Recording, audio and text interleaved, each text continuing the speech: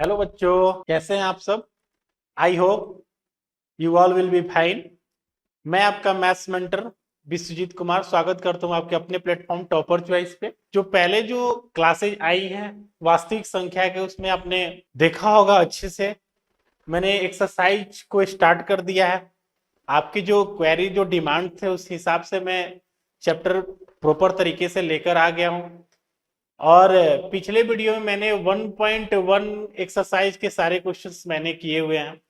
उस वीडियो को आप देखें और आपके बचे हुए दिनों में आप अपनी तैयारी को एक अच्छा तरीका को अपनाएं पढ़ने के लिए। जो ये वक्त बचा हुआ है, जो आपके पास समय बचे हुए कुछ मंथ, उसमें अब दिमाग को एकदम तीखा करना पड़ेगा। क्योंकि एक बात समझ में आनी चाहिए कि जो भी चीजें थोड़ा सा तीखी होती हैं उसका असर बहुत ज्यादा होता है। यानी कहने का मतलब ये हुआ कि आपका माइंड अगर तीखा होगा ना मेरे भाई, तो एग्जाम में उसका असर काफी खतरनाक होगा। तीखी चीजें बहुत जल्दी चुभती है इंसान को।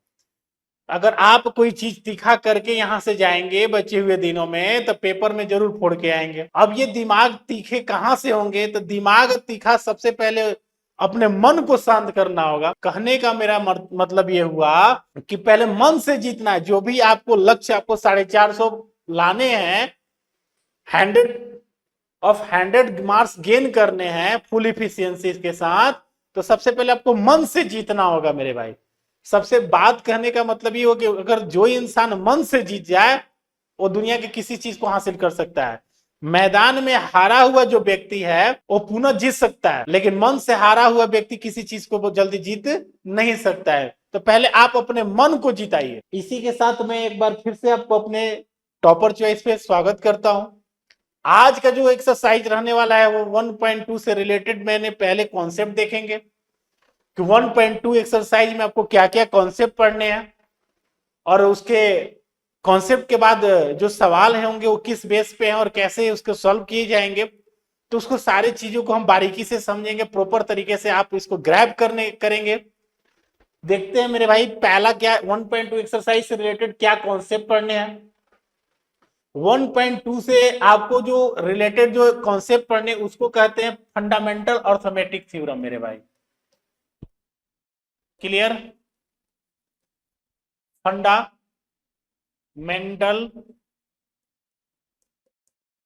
अरिथमेटिक, जिसको आप आधारभूत प्रमेय कहते हैं, सुने होंगे आप लोग। आधारभूत प्रमेय, आधार। अब इसको थोड़ा सा अच्छे से हम देखेंगे मेरे भाई, ये होते क्या है। अब देखिए ये जो होते हैं, देखिए यहां पे लिखा है कि एक कथन अंकगणित की आधारभूत प्रमेय फंडामेंटल थ्योरम ऑफ अर्थमेटिक। आइए इस प्रमेय को औपचारिक रूप से व्यक्त करते हैं। कैसे औपचारिक रूप से व्यक्त करेंगे मेरे भाई। कहने का मतलब इसमें आपको बताया गया है कि जितनी भी दुनिया के जो अभाज्य संख्या है, कंपोजिट नंबर, मतलब भाज्य जो संख्या है, जो भाज्य संख्या है, जिसको आप इंग्लिश में कंपोजिट नंबर बोलते हैं, कंपोजिट नंबर बोलते हैं मेरे भाई। ये ध्यान देना है, मैंने पिछले वीडियो में कंपोजिट नंबर के बारे में अच्छे से बताया है कि भाज्य संख्या मतलब संख्याओं का एक ऐसा फैक्टर, एक ऐसा गुणनखंड जिसका फैक्टर गुणनखंड करने पर कम से कम कितनी संख्या हो, 3 हो। 3 से ज्यादा हो सकती है लेकिन 3 से कम नहीं होगी। वही संख्या जो होगी भाज्य से, मतलब जैसे हम एक संख्या ले लिए 4। अब ये थोड़ा सा डाउट बनेगा, सर 4 भाज्य है कि अभाज्य है, इसका फैक्टर करेंगे।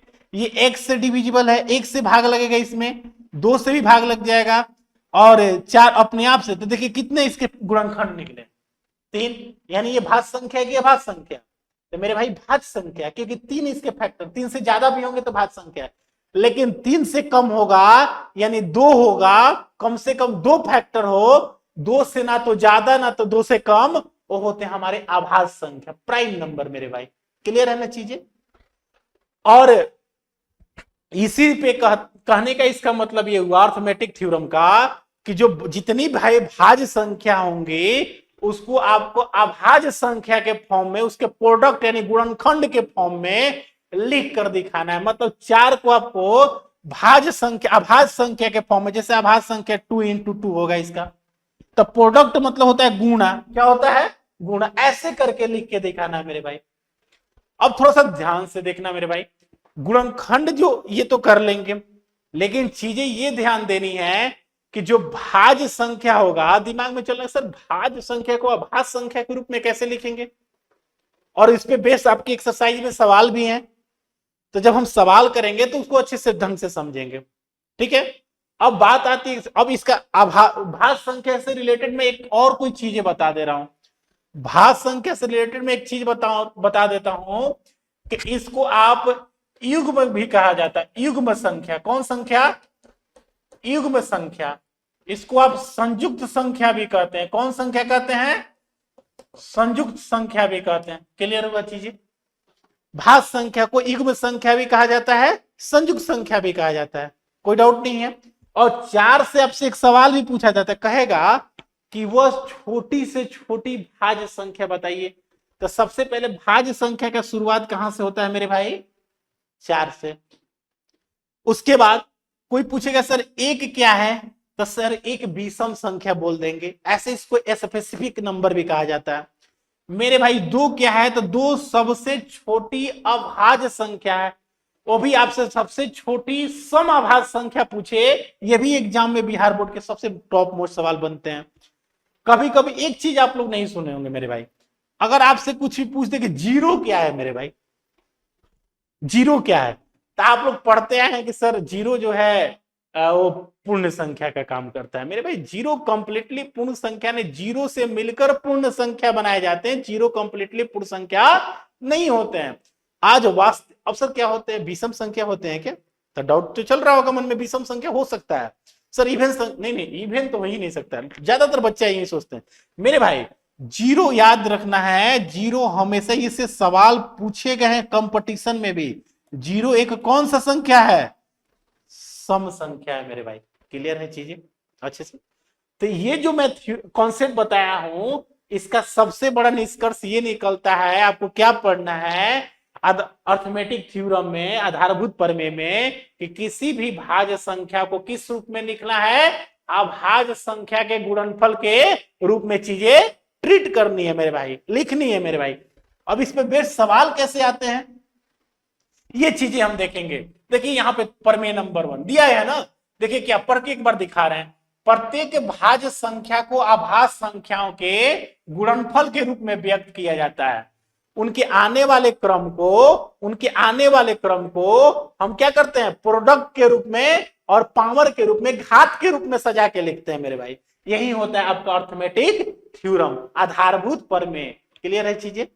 अब देखते हैं मेरे भाई इस पे बेस सवाल कैसे आते हैं। देखिए सबसे पहला 1.2 एक्सरसाइज अगर आप खोलते हैं तो उसमें एनसीईआरटी के सारे सवाल हैं। निम्नलिखित संख्याओं को अभाज्य गुणनखंड के गुणनफल के रूप में व्यक्त कीजिए। चीजें समझ में आ रही है ना? अब निम्नलिखित संख्या, जो भी संख्या आपको नीचे दिए गए हैं, उस संख्या को अभाज्य संख्या में, सर ये जो संख्या दिए हुए हैं पहले ये चेक करते हैं क्या? 140 आपके नजर में क्या दिख रहा है? वो अभाज्य दिख रहा है कि भाज्य दिख रहा है? मेरे भाई भाज्य दिख रहा है। ये 1 से भी कटेगा, 2 से भी कटेगा, अपने आप से भी कटेगा, ये मेरे भाई 5 से भी कट जाएगा, बहुत सारे संख्या से कट जाएगा। तो 140 तो पहले नंबर की भाज्य संख्या नहीं है, भाज्य संख्या है, अभाज्य नहीं है। अब इसको कैसे तोड़ के लिखना है? अभाज्य के रूप में। तो इसको देखिए सबसे सरल रूप में कैसे बनाएंगे? सबसे पहले इसको फैक्टर निकालेंगे। फैक्टर मतलब होता है गुणनखंड, समझ रहे हैं ना?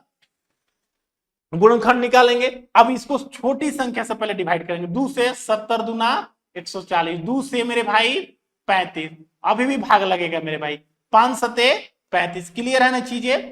क्लियर है ना? अब मेरे भाई देखेंगे यहाँ पे, अब इसको लिखेंगे कैसे? 140 का जब आप गुणनखंड किए तो ये आया 2 इंटू 2 इंटू 5 इंटू 7। क्लियर है? अच्छा करें इसको घात के रूप में भी लिख सकते हैं आप। 2 को आया है, देखिए यहाँ पे 2 को है, 2 जो है आपका 2 गो है, गुणा का साइन दे दिए 5 इंटू 60। अब थोड़ा सा आपके कॉन्सेप्ट पे बात करते हैं। सर भाज्य संख्या को अभाज्य संख्या, अब देखिए ध्यान से, यहाँ 2 आया, जब इसको तोड़े हैं तो 2 2 5 7 इसका गुणनखंड आया। तो 2 2 5 7 जब गुणनखंड आया है तो 2 क्या है? अभाज्य संख्या है। 5 क्या है? अभाज्य संख्या है। 7 क्या है? अभाज्य संख्या। क्लियर है? जिसका केवल 2 फैक्टर हो, 2 से ज्यादा ना हो, मतलब जिसका केवल 2 गुणनखंड निकले, ना 2 से ज्यादा ना 2 से कम, उसी को हम कहते हैं अभाज्य संख्या। क्लियर है चीजें? अब देखिए इसको गुणनफल के रूप में, यही गुणनफल है आपका जो साइन दिख रहा है ना, और घात के रूप में दो कगो आया है, दो पांच कुछ नहीं तो कगो है एगो, और सात कुछ नहीं तो कगो है एगो। क्लियर है चीजें मेरे भाई? अच्छा ये सवाल है तो क्लियर हो गया। 140 ऐसे करके आ जाना एग्जाम में। एक सवाल और मैं लेके देखता हूं मेरे भाई। अब एक बड़ा संख्या हम ले लेते हैं 38-25। कौन ले लेते हैं मेरे भाई? 38-25। अब देखो तो मेरे भाई, अब यहां से तो आप लोग बैठेंगे एग्जाम में, तो इस सवाल को सॉल्व करने के लिए पहले आप सोचने लगेंगे कि सर इतने बड़े बड़े संख्या है, शुरुआत कहां से करें? 2 से डिवाइड होगा, 3 से डिवाइड होगा, 4 से डिवाइड, सोचते हैं कि नहीं सोचते हैं? अब देखिए मेरे भाई, डिजिटल सम का यूज करेंगे। डिजिटल सम क्या होता है? जैसे कोई संख्या, आप लोग बचपन से विभाजिता का नियम आप पढ़ के आए होंगे बचपन में। ये संख्या के इकाई स्थान पे ये रहेगा तो 2 से विभाजित होगा। जिस संख्या की इकाई स्थान में 0, 2, 4, 6, 8 रहे तो वो संख्या 2 से डिवाइड है। कोई संख्या 3 से डिवाइड होने के लिए उनका सम, अगर दी गई संख्या का सम मतलब समझते हैं जोड़, अगर वो 3 से डिवाइड होता है, विभाज्य होता है, तो वो संख्या भी 3 से विभाज्य होगी। थोड़ा सा देखेंगे, 5 2 7, 7 3 10 8 18 मेरे भाई, इसको जोड़ने पे यही होता है डिजिटल सम। सबको जोड़िए तो मेरे भाई ये कितना होता है जोड़ने पे? 18 आता है ना। अच्छा हम इसको कहें 3 से डिवाइड होगा कि नहीं? 3 6 18, बोलिए हाँ सर बिल्कुल होगा, होगा ना। यानी सोचना ही नहीं है, 3 से इसको डिवाइड, ये संख्या भी 3 से डिवाइड हो जाएगी। क्लियर है ना चीजें? अच्छे से समझ में आ रही है ना? अब देखो मेरे भाई, यहां किससे लगेंगे भाग? 3 से। 3 एक बार में, 3 दूना 6। अब ये इसको हासिल दे दिए, हो गया 22। 3 6 18, 3 7 21, 22 में से 21 घटेगा, 3 5 15। देखिए तो कितना अच्छा से कट गया मेरे भाई। अब फिर चेक कर लो, 2 1 3 3 5 3 8 7 5, फिर 3 से लग जाएगा मेरे भाई। 3 से, 3 चौके 12, 3 दूना 6, 3 5 15 मेरे भाई। क्लियर है ना? अब देखो फिर 5 4 9 2 11, 11 आ जा रहा, 3 से डिवाइड नहीं होगा 11। 5 से जिस संख्या के इकाई स्थान पर 5 एकदम बिल्कुल 5 से डिवाइड होगी मेरे भाई, तो 5 कर लेंगे। 5 5 8 कितना होता है?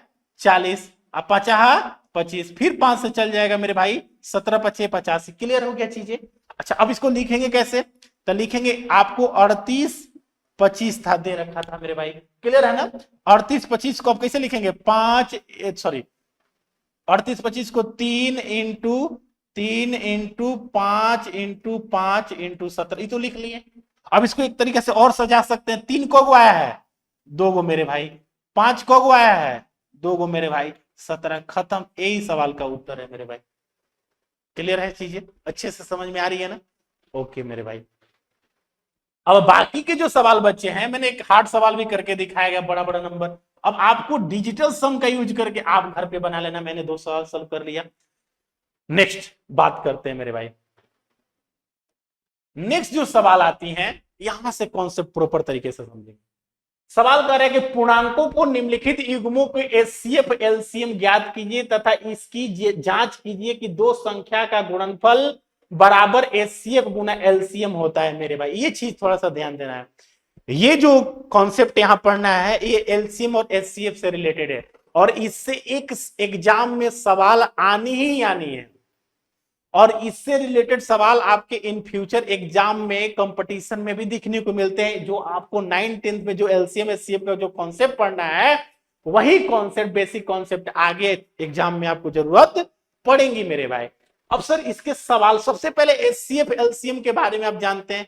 एचसीएफ का मतलब क्या होता है सर? एचसीएफ का मतलब बार बार बता चुके हैं मेरे भाई,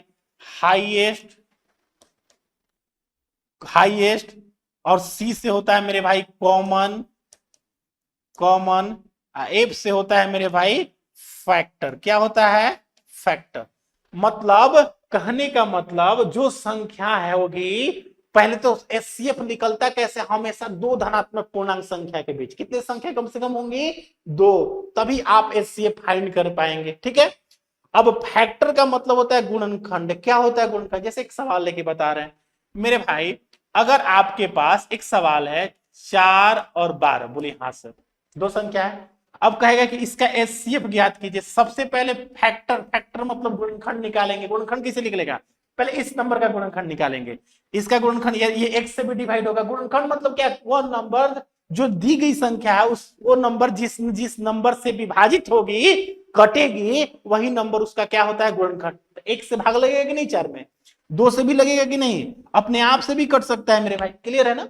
12 को तोड़ेंगे, ये भी 1 से डिवाइड है, 2 से भी डिवाइड हो जाएगा, 3 से भी डिवाइड हो जाएगा, 4 से भी हो जाएगा, अपने आप से भी हो जाएगा मेरे भाई। चीजें ध्यान में समझ में आ रही है ना? अच्छा अब ध्यान देखो, कहने का हाँ 6 से भी डिवाइड हो जाएगी मेरे भाई, ठीक है। अच्छा चलो 6 से भी डिवाइड हो जाएंगी, चीजें समझ में आ रही है ना? ठीक है। अब देखना मेरे भाई, अब देखना मेरे भाई, 6 से भी जब डिवाइड हो जाएंगे, ठीक है। अब देखो, अब कह रहा है कि कॉमन, कॉमन मतलब देखना यार, कॉमन यहां भी एक है, यहां भी एक है। कॉमन का मतलब होता है जो दोनों में बराबर हो, समान हो। 2 यहां भी है, 2 यहां भी है। अब मेरे भाई 4 यहां भी है, 4 यहां भी, बाकी चीजें तो कॉमन नहीं है। यहाँ 6 12 है, 3 है, यहाँ 6 12 3 नहीं है। अब कह रहे कि हाईएस्ट मतलब अधिकतम, मैक्सिमम होना चाहिए। कॉमन के साथ साथ जो बड़ा होगा वही उसका एचसीएफ होगा। कहने का मतलब इसमें बड़ा कौन है मेरे भाई? कौन बड़ा है? 1 2 4, 1 2 4 कॉमन था, लेकिन बड़ा कौन है? 4। तो इसका एचसीएफ जो आएगा मेरे भाई वो कितना आ जाएगा?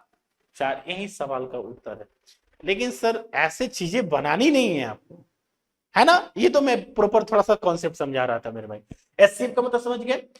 अब मेरे भाई आती है चीजें कि सर एलसीएम क्या होता है? एलसीएम का मतलब होता है लोएस्ट कॉमन मल्टीप्लीकेशन। क्या होता है? Lowest common multiplication, LCM. इसका मतलब होता है लोएस्ट कॉमन मल्टीपल। क्या होता है? लोएस्ट कॉमन मल्टीपल मेरे भाई। क्लियर है चीजें? सर इस पे आपसे सवाल पूछे जाते हैं। अब कैसे सवाल को, एक एक क्वेश्चन को हम लेके सॉल्व करते हैं, देखेंगे कैसे। और सबसे पहले एक चीज ध्यान देना है, इन संख्याओं का गुणनफल बराबर एचसीएफ इंटू एलसीएफ। ये क्या कह रहा है? ये चीजें काफी डाउट बनी हुई है। देखो मेरे भाई इसका कॉन्सेप्ट समझो, ये क्या कह रहा है, ये तो चीजें समझ में आ गई।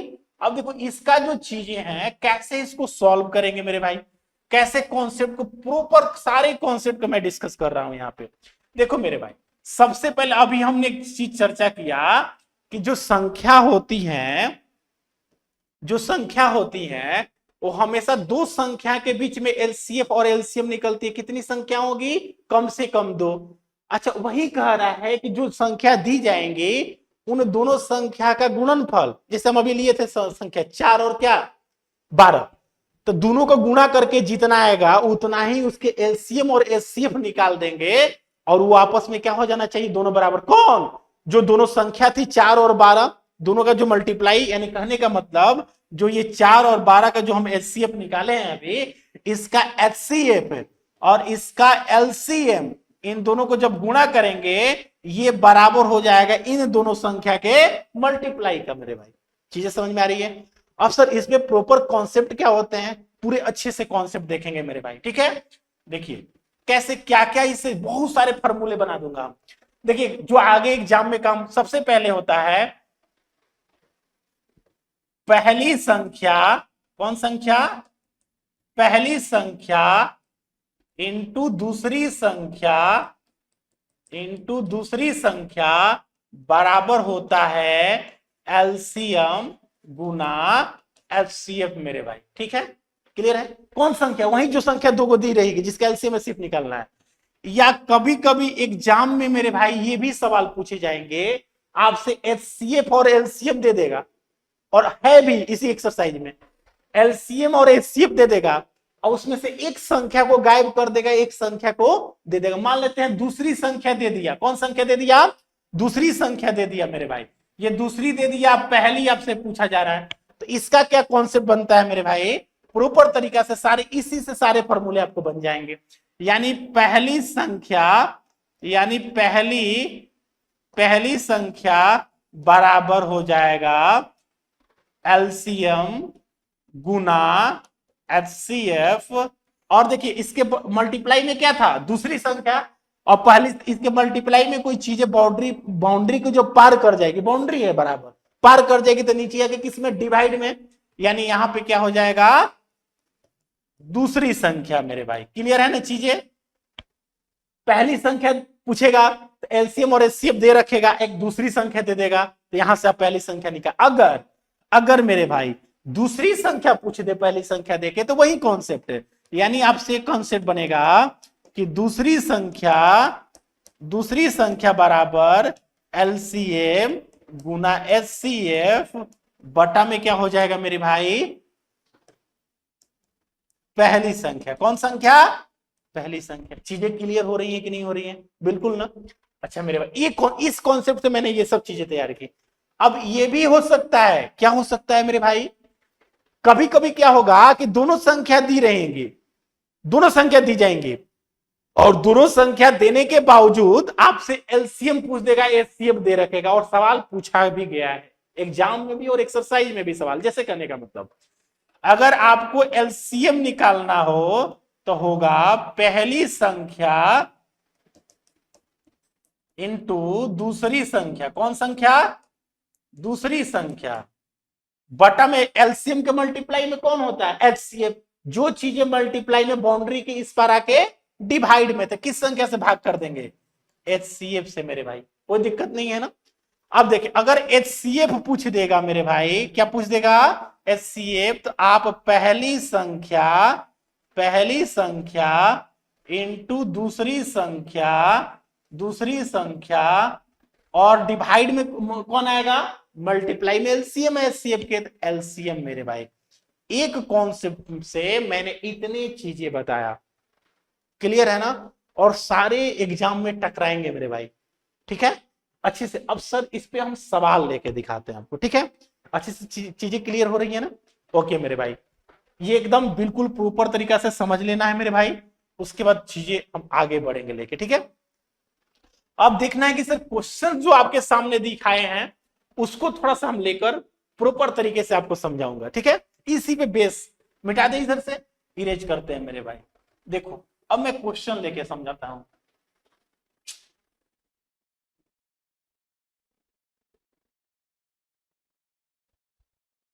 अब देखो मेरे भाई, ये तो था आपका प्रॉपर कॉन्सेप्ट, पहली संख्या इंटू दूसरी संख्या।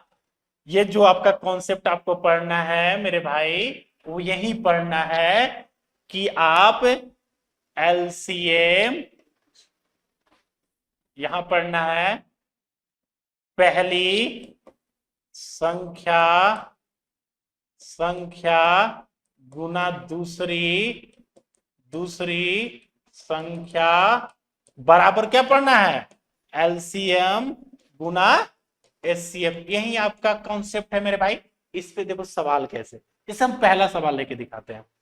26 और 91 का आपको एलसीएम निकालना है। एलसीएम निकालने के साथ साथ इनको क्या करना है, इनको जांच भी करना है। देखिए लिखा हुआ है मेरे भाई, यहां पे चीजें दिखाई दे रही होंगी, लिखा हुआ है जांच कीजिए, लिखा है ना।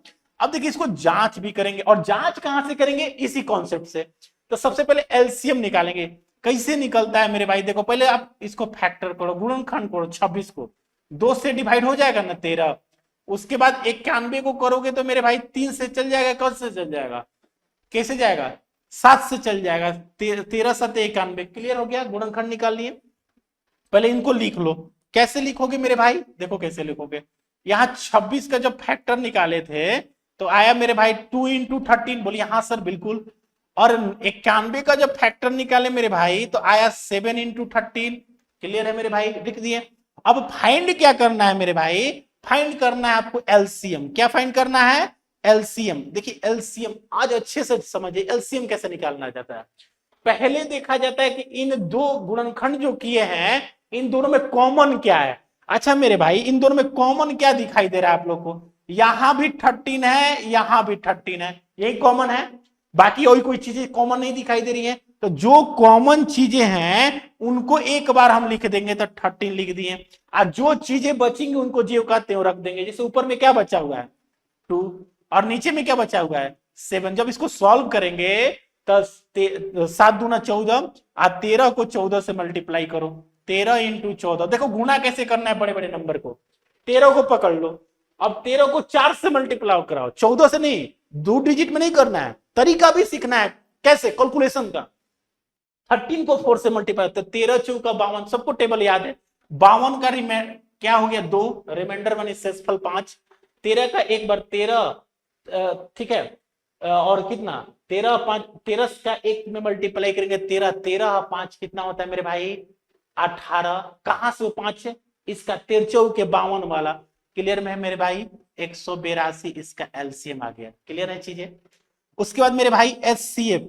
एचसीएफ मतलब यार अभी कब से बता रहे एचसीएफ मतलब होता है हाईएस्ट कॉमन फैक्टर। वो चीजें जो दी गई संख्या में कॉमन हो लेकिन सबसे बड़ी हो। यार कॉमन है यही तो एक कॉमन है बड़ी के बाद छोड़ी ना यही एक कॉमन है 13। तो एचसीएफ क्या हो गया मेरे भाई 13 आपका आंसर हो गया। लेकिन हाँ अभी इसको कह रहा है सवाल में कि जांच करना है मेरे भाई।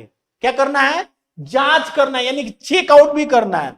अब कैसे चेक करेंगे मेरे भाई ध्यान से देखिए कैसे चेक करेंगे।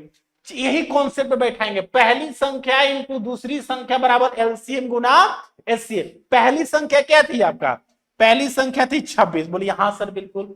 दूसरी संख्या क्या थी आपका 91 बोलिए हाँ सर। बराबर क्या होनी चाहिए एचसीएफ इंटू एलसीएम मतलब 182 आपका एलसीएम था और एचसीएफ कितना था मेरे भाई 13। चीजें समझ में आ रही है ना। क्लियर है ना चीजें। ठीक है अब देखो मेरे भाई अब देखो तो जब इसको सॉल्व करेंगे तो 26 को 91 में मल्टीप्लाई करेंगे तो 26 से 1 से मल्टीप्लाई करेंगे 26 का 6 रिमेंड शेषफल कितना बचा 2। 26 को 9 में मल्टीप्लाई करो कितना आ जाएगा 9 छक 54 की 4 हाथ में लगा 5 और 9 दूना 18 5 23 23 ध्यान से देखना और 23 से 2 25 बचा है ना 25। अब ध्यान से देखो 26 को 9 में करोगे 9 छक 54 की 4 5 9 दूना 18 18 5 23 234 234 इसमें का भी रिमाइंडर बचा है। क्यों क्योंकि 26 के 1 से मल्टीप्लाई किया तो 26 का 6 रिमाइंडर कितना 2 तो 234 में 2 जोड़ेंगे मेरे भाई तो 236। ठीक है 200 कितना हो जाएगा 36 यानी क्या हो गया 23 66 क्या हो गया 23 66 मेरे भाई। क्लियर है ना। अच्छा बराबर अब 182 को में 13 में मल्टीप्लाई करेंगे अगर ये चीजें आ जाती हैं तो हमारे ये चीजें सही हो जाएंगी। देखो 13 दूना इतना बड़ा संख्या है देखो कैसे सॉल्व कर रहे हैं 13 दूना 26 का 6 रिमेंड 2 13 का टेबल 8 बार पढ़ेंगे 13 8 104 104 में 2 जोड़ेंगे 106 106 का क्या लिखेंगे 6 रिमाइंडर बचा शेषफल 10। 106 कैसे लिखा था ऐसे तो 6 लिख दिए तो क्या बचा यहां से 10 ना।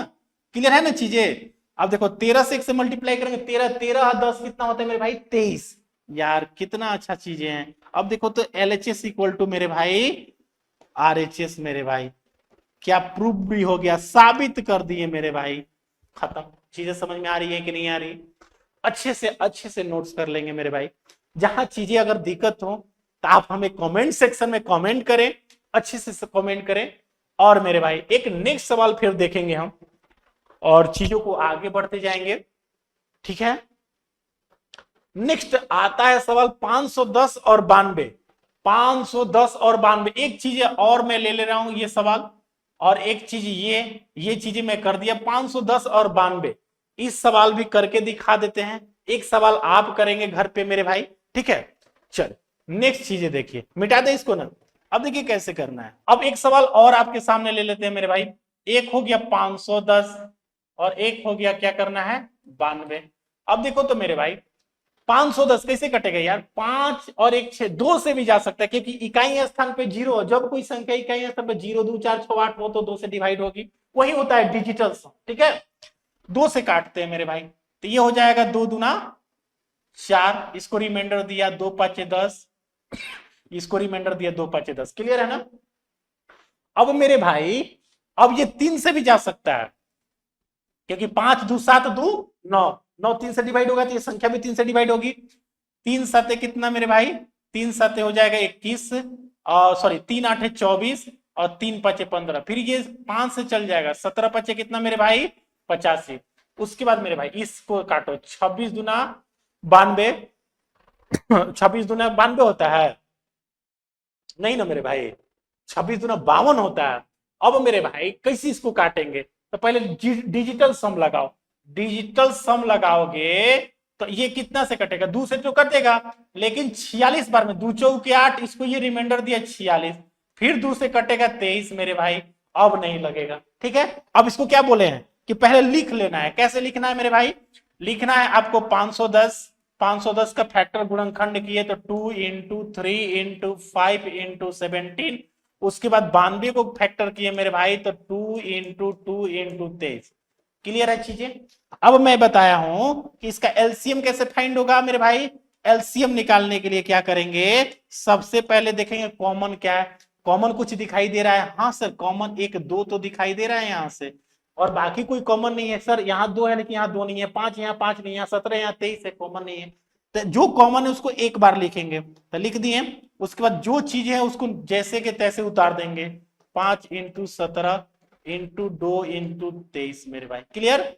अब इसको गुना करोगे मेरे भाई, 5 दूना 10, 10 तीन 30, 30 23 दूना 46, 46 5 दूना 10 तीन 30, 30 17 ती 51, 17 ती 51 510 इंटू 46 मेरे भाई।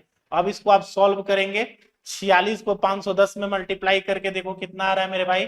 तो वो आ जाएगा आपका 51 और 46, 6 एकम 6, 5 6 5 30, 30 4 एकम 4 30, 4 34 कि 4 3 पंचों का 20 3 23, 23 46 मेरे भाई आएगा ना। 23 46 और यहाँ जीरो लगाया 23,460 आ जाएगा। ठीक है। उसके बाद मेरे भाई अब इसका एचसीएफ कैसे निकालेंगे सर। एचसीएफ वही तो बातें हैं। एचसीएफ जो कॉमन होगा, एचसीएफ क्या होगा, इसका तो दो ही होगा, यही कॉमन है मेरे भाई, खत्म चीजें। लेकिन सर इसको वेरीफाई भी तो करना है, जांच करना है मेरे भाई। अब जांच कैसे करेंगे, यहाँ पे देखिए जांच, जांच वही संख्या, पहली संख्या इंटू दूसरी संख्या बराबर एलसीएम गुने।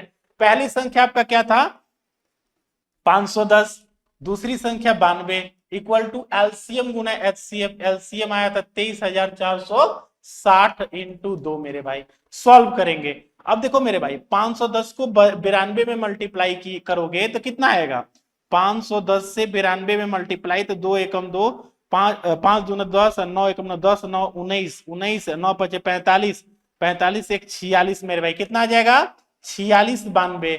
और इसको भी 23 दूना कितना होता है 46, 46 दूना कितना होता है 92, मतलब 46 9 20, मतलब 46,920। एलएचएस इक्वल टू मेरे भाई क्या आ गया आरएचएस। प्रूव हो गया कि नहीं हो गया, हो गया ना। क्लियर, बातें खत्म। यही था मेरे भाई। अब एक सवाल आप करेंगे घर पे, ठीक है, अच्छे से क्लियर है चीजें, ठीक है मेरे भाई। नेक्स्ट सवाल देखते हैं क्या होता है। अब देखिए अगला सवाल है कि अभाज्य गुणनखंड विधि द्वारा निम्नलिखित पूर्णांकों के एचसीएफ और एलसीएम। पूर्णांक मतलब समझते हैं ना, जो जीरो के साथ ऋणात्मक संख्या और जो धनात्मक संख्या आती है वही संख्या जो होती है पूर्णांक संख्या कहलाती है। आभाज्य संख्या का तो डिस्कशन मैंने अभी तुरंत किया है। अब करेंगे दी गई संख्या का आप एलसीएम और एचसीएफ ज्ञात करेंगे। वहां पे डबल संख्या थी, अब यहाँ पे ट्रिपल हो गया। हमने बताया कि कम से कम दो संख्या का बीच एलसीएम एचसीएफ ज्ञात करते हैं, तीन भी हो सकता है मेरे भाई, लेकिन तीन पे भी एक क्वेश्चन करके दिखा देते हैं। जैसे मतलब 12 15 21, सबसे पहले गुणनखंड निकालेंगे, 2 छक्का 12, 2 3 6, फिर यहां से 3 5 15, फिर यहां से 3 7 21 मेरे भाई। अब क्या करेंगे, इसको लिख देंगे। कैसे लिखेंगे मेरे भाई, जैसे 12 का गुणनखंड आप निकाले हैं तो 2 इंटू 2 इंटू 3 ही ना निकाले हैं। उसके बाद मेरे भाई 15 का अगर आप निकाले हैं तो 3 इंटू 5। अब उसके बाद मेरे भाई 21 का निकाले हैं तो 3 इंटू 7। अब क्या बोले हैं हम कि एलसीएम निकालने से पहले आपको क्या देखना होगा कि पहले कॉमन क्या है मेरे भाई। तीनों में देखो देखो मेरे भाई कॉमन क्या है, 3 3 3। तो जो कॉमन है पहले एक बार लिख देंगे, बाकी चीजें जेव करते हैं, यानी 2 इंटू 2, उसके बाद इंटू 5 इंटू 7। अब गुणा कर लो मेरे भाई, 5 दूना 10, दूना 20, 20 60 से 7 से गुना करोगे तो 420 मेरे भाई। यही एलसीएम है। और इसका एचसीएफ कैसे निकालोगे मेरे भाई, तो जो कॉमन होगा वही। इसमें कॉमन क्या है, यहाँ पे 3 है, यहाँ पे 3 है, यहाँ पे 3 है, यही आपका क्या है कॉमन है। और कॉमन चीजें ही आपका क्या होती हैं, कॉमन चीजें ही आपका क्या होती हैं, कॉमन चीज आपका मेरे भाई ही एचसीएफ होता है। ठीक है, चलो मेरे भाई और कोई दिक्कत नहीं है ना। तो यहाँ पे एचसीएफ कितना हो गया 3। ठीक है, क्लियर है चीजें। अब मेरे भाई एलसीएम एचसीएफ अच्छे से समझ गए। नेक्स्ट बात करते हैं। नेक्स्ट एक क्वेश्चन है कि एचसीएफ, देखिए अभी जितने कॉन्सेप्ट मैंने बताया उस पे बेस सवाल है। एचसीएफ 306 और 657 का एचसीएफ आपका 9 दिया हुआ है, और कह रहा है कि इसी संख्या का आपको एलसीएम ज्ञात करना है। वही बात मेरे भाई, कॉन्सेप्ट, पहली संख्या इंटू दूसरी संख्या बराबर होती हैं एलसीएम गुना एचसीएफ के मेरे भाई। क्लियर है ना चीजें? अब देखो उसी पे बेस है सवाल। अब क्या दे रखा है, 306 और 657 दिया हुआ है, दो संख्या है आपका, और उसका एचसीएफ दे रहा है, एलसीएम निकालना है। तो एलसीएम बराबर कौन फॉर्मूला लगेगा? एलसीएम बराबर हम अभी तुरंत बताए हैं कि पहली संख्या फर्स्ट नंबर और इंटू सेकेंड नंबर, अब बटा में क्या आ जाएगा, एचसीएफ है मेरे भाई, यही ना बताए थे। पहली संख्या क्या है, 306, पहली संख्या है 306, दूसरी संख्या है 657, और बटा में एचसीएफ कितना दिया है, 9। 9 से काटिए तो इसको, 9 3 27, 3 9 4 36, 34, 657 में 34 से मल्टीप्लाई करेंगे तो कितना हो जाएगा मेरे भाई, तो 657 इंटू 34, 7 का 28, 5 का 20, 20 2 22 के 2, और 6 के 24, 2 26, 17 के 21 का 1, 5 3 15 15 15 2 17, और 6 18 1 19, 8 2 1 3 7 6 13, उसके बाद 9 2 11 1 12 1 22 3 22 3 3 8, 22,338 खत्म मेरे भाई। ठीक है, चीजें समझ में आ रही है ना अच्छे से? ओके मेरे भाई, ये भी कॉन्सेप्ट मैंने क्लियर कर दिया, इस पे बेस मैंने सवाल भी बना दिया। नेक्स्ट बात करते हैं मेरे भाई, जांच कीजिए कि क्या किसी प्राकृत संख्या n के लिए संख्या 6 के पावर n अंक 0 पर समाप्त हो सकती है। मेरे भाई ये सवाल काफी ज्यादा अच्छा सवाल है, काफी टिपिकल सवाल है, लेकिन इससे बच्चों में काफी डर बना रहता है कि सर ये सवाल का कॉन्सेप्ट मतलब हमको समझ नहीं आ रहा है कि सवाल कहने का इसका मकसद क्या है, इसका थॉट क्या है। मेरे भाई ध्यान दो, तरह कि आप 6 है और 6 का फैक्टर गुणनखंड करोगे तो उसके इकाई स्थान पर, जैसे कहने का मतलब 6 का फैक्टर हम अगर करेंगे तो मेरे भाई 2 इंटू 3 होगा, लेकिन इकाई स्थान पर क्या आना चाहिए, 0 आना चाहिए। क्या आना चाहिए, 0 आना चाहिए। लेकिन मेरे भाई ये चीजें यहां से कुछ नहीं करना, इस सवाल में एकदम अच्छा से मैं बता रहा हूं कि सवाल को पहले देखो क्या करना, इसका कॉन्सेप्ट जानो, इसका कॉन्सेप्ट एग्जाम में देखो कैसे लिखना है। बहुत सारे बच्चे छोड़ के आ जाते हैं, देखेंगे लिखेंगे किसी संख्या का इकाई अंक 0 होना हो तो उस संख्या का, यही चीज एग्जाम में लिखनी है मेरे भाई, अभाज्य गुणनखंड कम से कम एक बार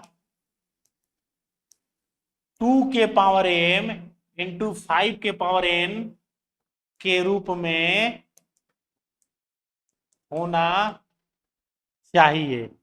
अब सुनो मेरे भाई, यहां पे थोड़ा सा चीजें ध्यान देना कि किसी भी संख्या का अगर पावर मतलब इकाई अंक 0 होना चाहिए तो उस संख्या के लिए सबसे बेस्ट क्या है कि वो उसका भाज्य गुणनखंड जब करेंगे तो 2 के पावर 5 और 5 के पावर n के, मतलब m n क्या है, पूर्णांक संख्या है, मतलब वो हमेशा अक्सर 2 और 5 ही क्यों। सुनो मेरे भाई, आज के बाद दुनिया में 2 ही और 5 एक ऐसा संख्या है जो किसी भी संख्या को काट सकता है, या तो 2 काट देगा और 2 से नहीं कटेगा तो वो संख्या 5 से विभाजित हो जाएगी मेरे भाई।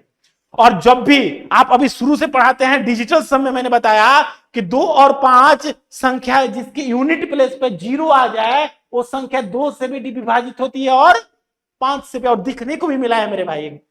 ठीक है, जब हम सवाल सॉल्व कर रहे थे तो अब मेरे भाई 6 की पावर n, इसका वो भाज्य गुणनखंड अभी मैंने किया 2 और 3, और कह रहा है कि इसका कितना भी पावर n दिया, n क्या है, नंबर ऑफ प्राकृत संख्या, नेचुरल नंबर। नेचुरल नंबर कहां से, n के जगह पर हम क्या पुट करेंगे, 1 2 3, देखो पुट करके दिखा रहे हैं मेरे भाई। अगर 6 के पावर n 1 रखेंगे 6 के पावर 2 रखेंगे 6 का 36, देखो यूनिट प्लेस पे 6 आ गया। 6 के पावर तुम 3 भी रखोगे 6 का 36, 6 का कितना 216। इकाई स्थान यही ना होता है, इकाई स्थान यही ना होता है मेरे भाई। ये क्या हो गया, 6 हो रहा है, मतलब एक तो कहानी 6 के साथ ये है किसका कितना भी पावर कर लें, इकाई स्थान पे 6 आप चेक कर सकते हो कि 6 के पावर तुम कुछ भी रख दो नेचुरल नंबर, उसका इकाई स्थान जो होगा हमेशा क्या होगा, 6 होगा मेरे भाई। तो लेकिन इसको अब आगे कैसे लिखेंगे मेरे भाई, देखो यहां से लाइन हम चेंज कर रहे हैं, यहां से हम लाइन चेंज कर रहे हैं और बता रहे हैं कि 6 के बराबर जब फैक्टर किए तो 2 के पावर m इंटू 5 के पावर n का रूप नहीं हो सकता है। देखिए इसका फैक्टर किए तो इसका रूप नहीं आया ना, किसका, 2 के पावर m 5 के पावर n, इसका इस फॉर्म में नहीं आ रहा है, तोड़ रहे हैं तो ये किस फॉर्म में आ रहा है, 2 के पावर 3 और 2 और 3 के पावर में आ रहा है, लेकिन 2 के पावर m और 5 के पावर n नहीं। अच्छा 2mn के मतलब समझ रहे हैं ना, मतलब ये इसको फैक्टर किए तो यहाँ पे दो दो को आ गया, 3 को आ गया 3, तो इसको ऐसे भी तो लिख सकते हैं 2 इंटू 2 इंटू 3 के पावर 2, यही चीज है m और n। ठीक है ना मेरे भाई, समझ में आ रहा है ना। अब देखो अब का रूप नहीं हो सकता है, अतः 6 के पावर n के इकाई अंक 0 नहीं हो सकते हैं मेरे भाई। क्लियर है चीजें, ये 0 नहीं हो, ऐसे ही एग्जाम में बनाना है मेरे भाई। ठीक है, और ये अतः 6 के पावर n एक प्राकृत संख्या है। क्लियर है चीजें, समझ में आ रही है ना, यही है मेरे भाई, और कुछ नहीं करना है। क्लियर है चीजें ना, एकदम बेस्ट, ऐसे ही लिख के प्रॉपर तरीके से एग्जाम का है ना, 4 के पावर n आ जाए, 7 के पावर n आ, कुछ भी आ जाए मेरे भाई, ऐसे लिख के बस ये कॉन्सेप्ट दिमाग में रहना चाहिए। ठीक है, नेक्स्ट आगे देखते हैं मेरे भाई, आगे ये देखते हैं, एक सवाल लास्ट बचा हुआ है शायद, व्याख्या कीजिए कि 7 गुना 11 गुना 13 प्लस 13 और 7 गुना 6 गुना 5 गुना 4 गुना 3 गुना 1, ये भाज्य संख्या क्यों, मतलब ये भाज्य संख्या है लेकिन क्यों है मेरे भाई, भाज्य संख्या का मतलब कम से कम जिसका फैक्टर 3 हो वही संख्या भाज्य संख्या कहलाती है, कम से कम 3 से ज्यादा भी हो सकती है मेरे भाई, ये भाज्य संख्या का ही सीरीज है। लेकिन ये ऐसा कि कुछ कुछ संख्या भाज्य कुछ अभाज्य भी दिखाई दे रही है, लेकिन ये भाज्य संख्या के ही रूप में दिया गया है और खाली पूछा गया कि भाई ऐसा क्यों मेरे भाई। सबसे पहले इस सवाल को सॉल्व करने के लिए सबसे पहले इसमें कॉमन देखो क्या है मेरे भाई, तो कॉमन है 13, तो 13 जब कॉमन है तो 7 इंटू 11 इंटू क्या, आपको बचा +1 मेरे भाई, क्या बचा, अब देखो तो मेरे भाई 11 7 77 और 1 78, 13 इंटू क्या बचा मेरे भाई 78। अब ध्यान से देखो मेरे भाई 78 बचा, अब 78 क्या है, भाज्य संख्या है क्या, भाज्य संख्या है, क्या है 78 बहुत सारे संख्या से कटेगा, भाज्य संख्या है, और भाज्य संख्या का मल्टीप्लीकेशन और ये अभाज्य संख्या है मेरे भाई, तो हमेशा भाज्य ही आएगा। और एक चीज आज ध्यान से रख, दिमाग में छोटा छोटा बात रखना मेरा, कि दुनिया की जितनी भी नंबर बनी है, दुनिया की जितनी भी नंबर, वो सारी संख्याएं अभाज्य संख्या से बनी है। जैसे दिखा रहे हैं, हम बोले सर 6 क्या है, तुम्हारा भाज्य संख्या है मेरे भाई, लेकिन ये चीजें हम दिखा रहे हैं कि अभाज्य कैसे है, अभाज्य से भाज्य बना है। जैसे इसको तोड़ेंगे तो इसका फैक्टर क्या होगा, 2 और 3, 2 क्या है, 2 क्या है, अभाज्य संख्या है, 3 क्या है, अभाज्य संख्या है, लेकिन बना क्या इससे, भाज्य संख्या मेरे भाई। क्लियर, तो दुनिया के सारे जितनी भी संख्या है वो अभाज्य संख्या से ही मिलकर भाज्य संख्या बना हुआ है। क्लियर, ओके मेरे भाई।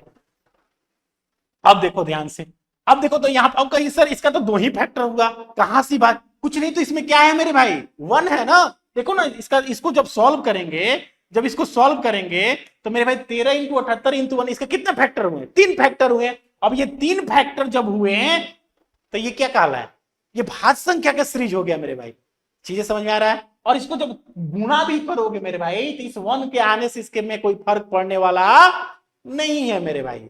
1 स्पेसिफिक नंबर होता है, जिसको स्पेसिफिक मतलब स्पेशल नंबर, देखते हैं ना 1 किसी संख्या को डिवाइड कर देता है, वो स्पेसिफिक नंबर के श्रेणी में आता है। क्लियर, ओके मेरे भाई। लेकिन आगे फिर कहा गया है 7 6 5, इसको कैसे सॉल्व करें, इसको देखो मेरे भाई, यहां तुम्हारा 5 कॉमन दिख रहा है ना, तो इसको सॉल्व करेंगे 7 into 6 into 1 into 4 into 3 into 2 into 1 अब प्लस 5 की तो कॉमन ले लिए, क्या बचा 1, इसको सॉल्व करो तो मेरे भाई कितना आएगा, 7 6 42 चरती है 12 12 दूना 24 24 24, 42 को 24 से मल्टीप्लाई करो कितना हो जाएगा, 42 इंटू 24 4 दूना 8, ऐसे करो ना 42 को 42 इंटू 24, देखो सिंपल भाषा में कैसे गुना करेंगे, 24 दूना 48 की 8 4 और 24 हो गए 96, 96 4 कितना 100 मेरे भाई, एकदम आराम से कर लो। अब एक ये क्या है मेरे भाई, ये है आपका अभाज्य नहीं भाज्य संख्या है, और ये क्या है अभाज्य, इसी इसको गुणा करेंगे तो क्या मिलेगा आपको, भाज्य संख्या। अतः यहां पे लिखना पड़ेगा, अतः भाज्य संख्या का गुणनफल, गुणनफल अभाज्य हो, अभाज्य हो तो संख्या, संख्या भाज्य होगी। क्लियर है ना मेरे भाई, खत्म, ठीक है, ओके। नेक्स्ट एक सवाल लास्ट इस टॉपिक का बचा हुआ है, देखो अच्छा सवाल है, इस सवाल को बहुत सारे मेथड से सॉल्व कर सकते हैं, लेकिन जो आपको मेथड से सॉल्व करना है मैं दिखा रहा हूं। किसी खेल के मैदान के चारों ओर एक वृत्ताकार पथ है, इस मैदान का एक चक्कर लगाने में सोनिया को 18 मिनट लगते हैं, जबकि इसी मैदान का चक्कर लगाने में सोनिया को 18 मिनट लगा और रवि को 12 मिनट लग रहे हैं। कह रहे हैं कि मान लीजिए वे दोनों एक ही स्थान एक ही समय पर चलना प्रारंभ करके एक ही दिशा में चलते हैं, तो कितने समय बाद वो पुनः प्रारंभिक स्थान पर। कहने का मतलब ये हुआ, जैसे आप पार्क में जा रहे हैं, आप दो दोस्त वॉकिंग कर रहे हैं, तो कोई दोस्त तेज चलता होगा, कोई स्लो चलता होगा, लेकिन एक ही पार्क में है तो कभी ना कभी उस दोस्त से दोनों आदमी का मुलाकात होगा, एक दूसरे को देखेंगे नजरों के सामने। ये हो सकता है कि वो दूसरा राउंड मार रहा हो आप पहले राउंड में हो सकता है वो तीसरा राउंड मार रहा हो आप दूसरे राउंड में हो, ये चीजें होती हैं। लेकिन जब एक ही चीज का चक्कर आप लगा रहे हैं तो कभी ना कभी एक दूसरे के, कभी ना कभी एक दूसरे के, कभी ना कभी एक दूसरे की क्या करेंगे, कभी ना कभी एक दूसरे के नजर के सामने से आएंगे मेरे भाई। क्लियर है ना चीजें, तो जब नजर के सामने टकराएंगे तो कह रहा है कि ऐसा कौन सा समय हो रहा होगा जिस टाइम आप उन एक दूसरे के साथ होंगे मेरे भाई। ठीक है, देखो सवाल को कैसे सवाल एकदम सिंपल तरीका से मैं, मान लो ये तुम्हारा पार्क है मेरे भाई, क्लियर है, यहां मेरे भाई कौन है, यहां है रवि, मान लेते हैं सपोज ये रवि है, और ये है आपका मेरे भाई सोनिया। ठीक है, रब सोनिया को 18, यानी सिंपल, जिसका समय ज्यादा लगेगा, जिसका समय ज्यादा लगेगा यानी कि उसका स्पीड क्या है मेरे भाई, चाल क्या है, कम है।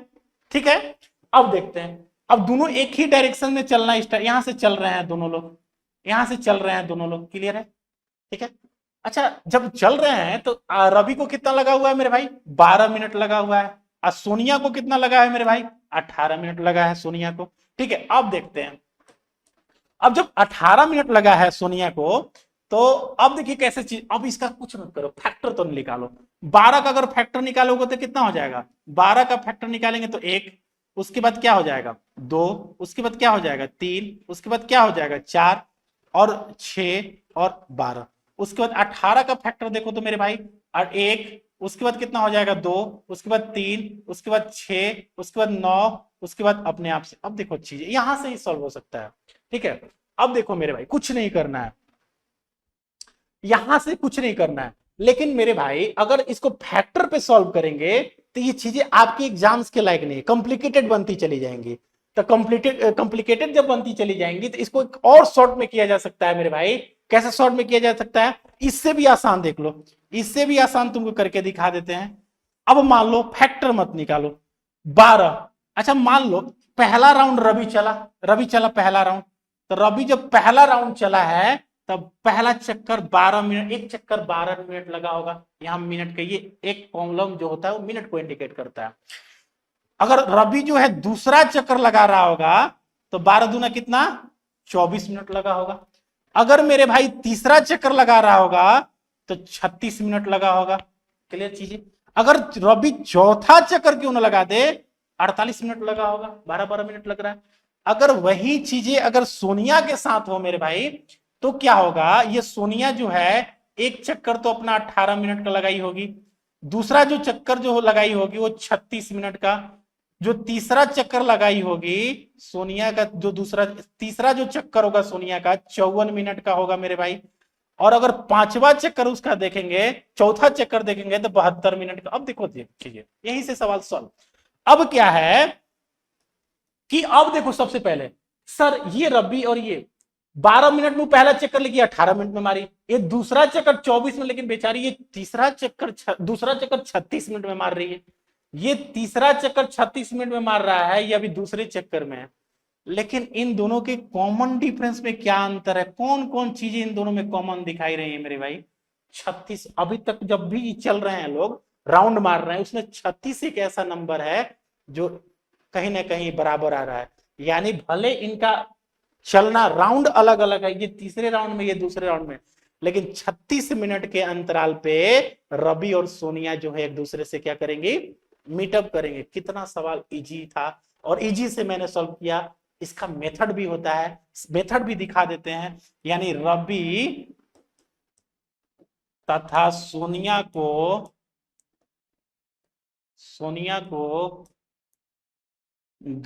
गंतव्य स्थान पर मिलने में लगा समय कितना मिनट मेरे भाई, 36 मिनट में एक दूसरे से आपस में मिलेंगे। क्लियर है ना? लेकिन सर ये तो चीजें बहुत शॉर्टकट है, इस सवाल को हम कैसे एग्जाम में सॉल्व करेंगे? ध्यान से सुना। अभी एलसीएम एचसीएफ में मैंने कॉन्सेप्ट बताया कि जहां पे अधिकतम मैक्सिमम पूछेगा वहां हमको एचसीएफ फाइंड करना है, जहां मिनिमम पूछेगा न्यूनतम वहां एलसीएम फाइंड करना है। यहाँ प्रारंभिक स्थान पर कितने देर बाद, कम से कम कितने देर बाद मिलेंगे मेरे भाई? इस सवाल में 18 और क्या है 12 ना, इसका हम क्या निकाल लेंगे, एलसीएम निकाल लेंगे। देखो एलसीएम निकाल कर फैक्टर जैसे करो, 18 का क्या लिख सकते हैं फैक्टर, 1 इंटू 2 इंटू 3, उसके बाद क्या आ जाएगा मेरे भाई, उसके बाद आ जाएगा हमारा 9 भी आ जाएगा, 9 ना मत लिखो, ऐसे करके देखो, ऐसे 18 का 2 से काटो, 2 9 18, 3 से काटो, तितरी के 9, खत्म। यहां से 12 को काट लो, 2 से 2 छक्का 12, 2 से काटो 2 3 6, खत्म। अब देखो 18 को क्या फैक्टर आया, 3 इंटू 3 इंटू 3, और 12 का क्या फैक्टर आया है, 2 इंटू 2 इंटू 3। एलसीएम मैंने कैसे बताया है कि पहले देखो कॉमन क्या है, कब कॉमन चीजें कैसे ढूंढेंगे। कॉमन देखो यहाँ पे, देखो मेरे भाई 2 यहाँ पे कॉमन है नहीं है, यहाँ 3 कॉमन है, और यहाँ भी ये खाली 3 ही कॉमन दिखाई दे रहा, बाकी चीजें को उतार दो, बाकी चीजों को उतार दो। 2 दूना 4, 4 3 12 3 कितना हो जाएगा मेरे भाई, 36 मिनट, खत्म। यही सवाल का उत्तर है। ठीक है, दोनों तरीके समझ गए। अब बातें ये आती हैं कि अगला जो वीडियो होगा वो 1.3 से रिलेटेड होगा, जो काफी ज्यादा इंपॉर्टेंट रहने वाला है 1.3, जिससे आपके प्रूफ निकल के आते हैं और एक एग्जाम में हर एक साल प्रूफ पूछे गए हैं। तो नेक्स्ट वीडियो में हम बात करेंगे। तब तक के लिए चैनल को सब्सक्राइब शेयर और कमेंट जो हो आप उन्हें कमेंट सेक्शन में हमें कमेंट भेज सकते हैं। तब तक के लिए जय हिंद जय भारत।